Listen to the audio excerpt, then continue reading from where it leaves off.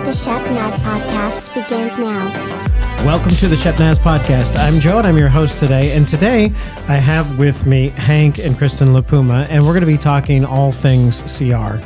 And for those that don't know, CR is Celebrate Recovery, and that's a program that we have here on Thursday evenings at Gahanna campus.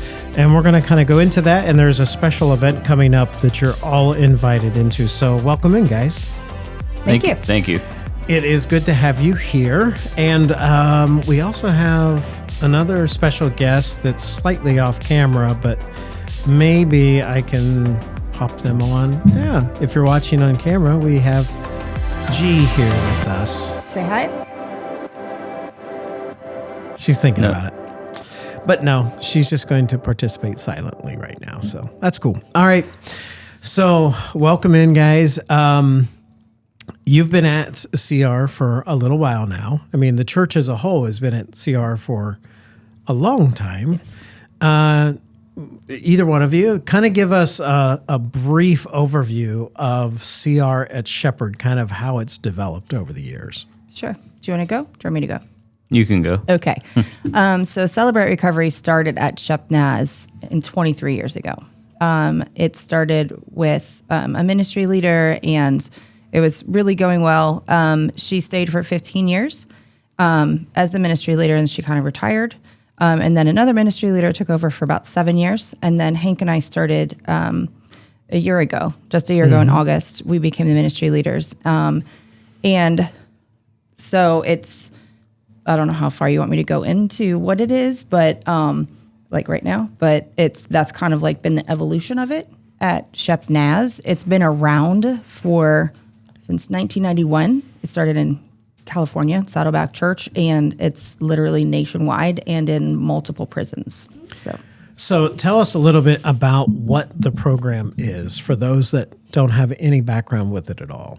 Sure. It's a 12-step program that's Bible-based. So typically, like if you think of a 12-step program, you think of like AA or NA or anything like that. And it's similar. The steps are very similar. They're taken from the AA steps. However, the Celebrate Recovery adds in a biblical comparison to each and every step.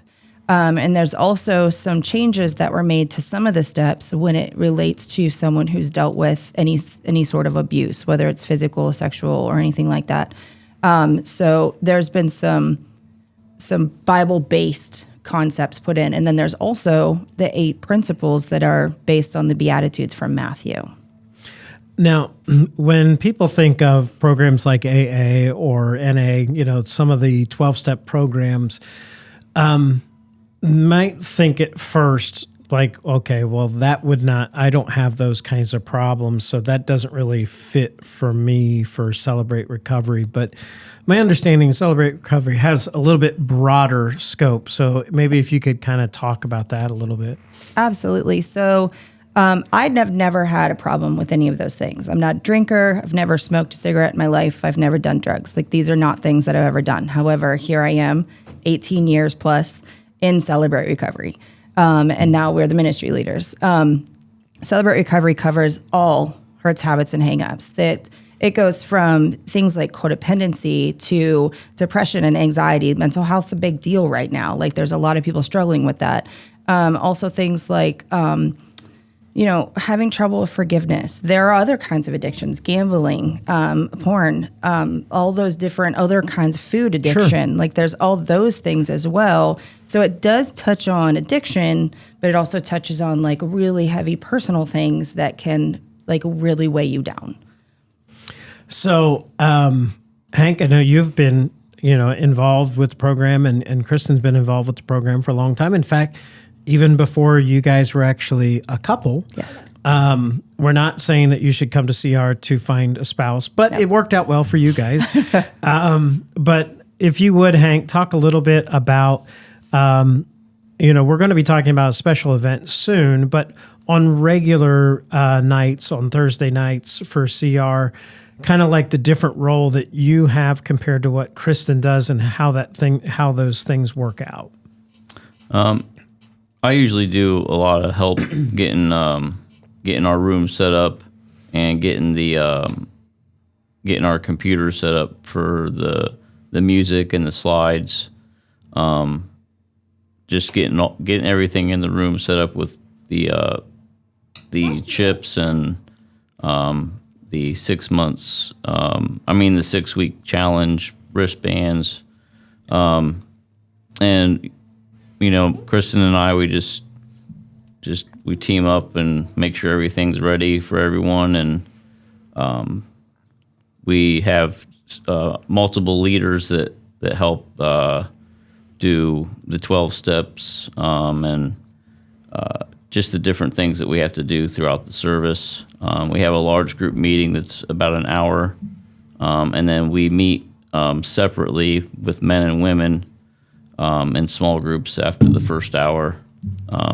We do testimony every other week usually.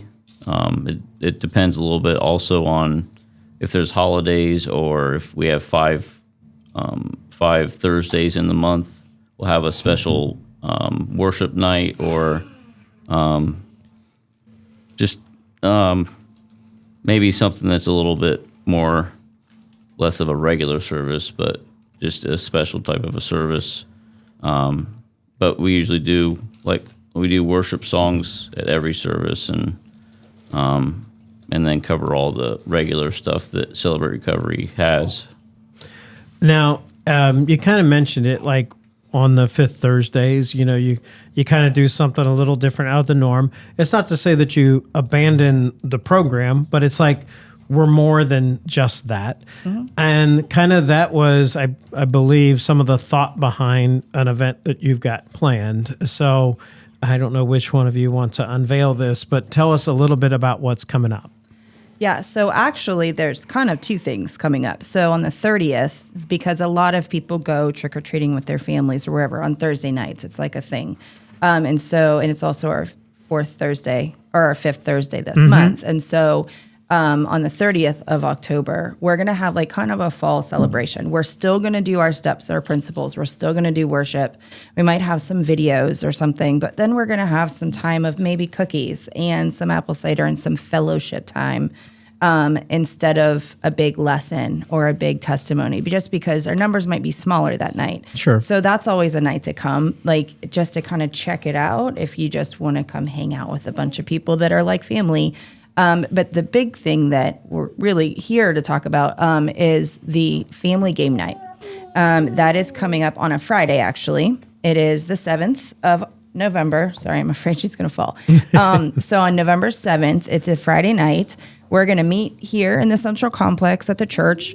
We're going to have games. We're going to have board games, card games, yard games, like all the different things. People can bring their own games. We want to have snacks, things like that. People can bring their own snacks. They can, if they want to share. We're going to bring some snacks as the leaders, things like that. So that's like the big event. But we want to make sure that everyone understands that it's for literally everyone in the church. Like oftentimes we have like a church picnic on every summer. We didn't have a church picnic this year. So let's all hang out at a family game night. Yeah, it's sponsored by Celebrate Recovery.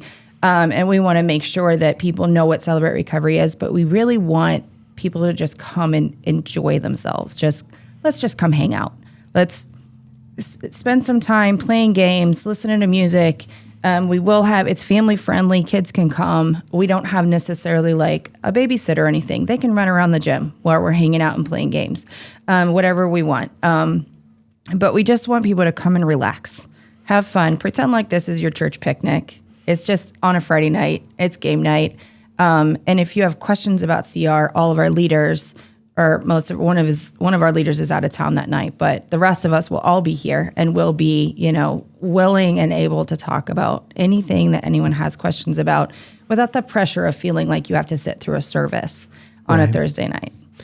Well, and I think those things that people might be wondering about is like, well, is there a privacy thing? Is it okay for me to come? Is it okay for me to just start talking to people? For those that would have those kinds of questions, what would you say to them? Yeah, we really highly value anonymity and confidentiality. If you come to CR, I'm not gonna tell everybody you come to CR. Like, it's unless you're a leader, nobody really knows who you are if you come, unless other people are there, which is fine because it's a safe place. The whole idea is that it's safe for everyone. It's safe for the leaders. It's safe for a newcomer. We want it to be a place where everyone feels comfortable and, yes, willing to share, knowing that whatever they share isn't leaving that room, knowing that the knowledge of them being there isn't leaving that room, that it is 100% a safe place for all of anyone who wants to come. Like, a lot of people will not go to celebrate recovery in their own church simply because they're like, oh, I'm going to be judged by the people in your church, in my church. Mm-hmm. No one else in the church is going to know you came unless you tell them, because that's not our job. Like, that's not what we're here for. We're here to support people and give them a chance to have a safe place to go and share and heal. Like, that's the big thing about CR, is that we need a place to heal. You know, recently, one of our topics for Worship Wednesday with Zach and Noah, we were talking about the altar and going up front, and how sometimes the church will incorrectly put a stigma on it. Like, if somebody who's been in the church for a long time decides all of a sudden to go down to the altar and they're down there praying, you know, well, are they going to think that something's going horrible in my life, or there's something hidden that I'm right. struggling with or whatever? And I think we need to get past that. Yeah. First of all, we need to understand that there's nothing more important than getting right with the Lord and bringing our concerns, whether it's our own or bringing someone else's concerns, to the Lord, whether that's at an altar or whether it's in a program like CR. And we do need to have that safe space. I'm not a big fan of that term, but I do understand that we need a place where people understand that we're not going to judge you here. Right. We have all struggled with stuff, and even if, if, for example, at the game night, you don't have to be somebody that's struggling with something, right, to be able to come and play some games. Anybody. We want everyone to come. We want to see everyone from the church show up. Like, we just want to hang out with you. And we want to be like you guys to know, anyone in the church to know that we are a safe place, where we are a place where you can come and you can just allow yourself to be open, allow yourself to heal. A lot of people come in their first night, they don't share anything at all in open share group. Like, they just kind of observe and listen. Whether or not they come back is up to them, but it's not like mandatory, right, to share all of your stuff. The thing is, like you were talking about the altar, like, I've been a Christian. I gave my life to Christ when I was 5. Did I know what that meant? Maybe not, right? But I've been in the church my entire life. Does that mean I don't struggle? No. Does that mean I don't need to go to the altar? Sometimes I probably should, because God speaks to me, right? And it's really important for people to know that you're right. No matter how long you've been sober, you might have been sober or over like whatever you've been dealing with for 10, 15 years. Sometimes you need to go to celebrate recovery, not for you, but for someone else, or because you want to give back, you want to support, you want to share what God has done for you. And that's a great place to do it, because then you can become a leader. You can go through the steps and you can do all the things that you need to do to become a leader at CR.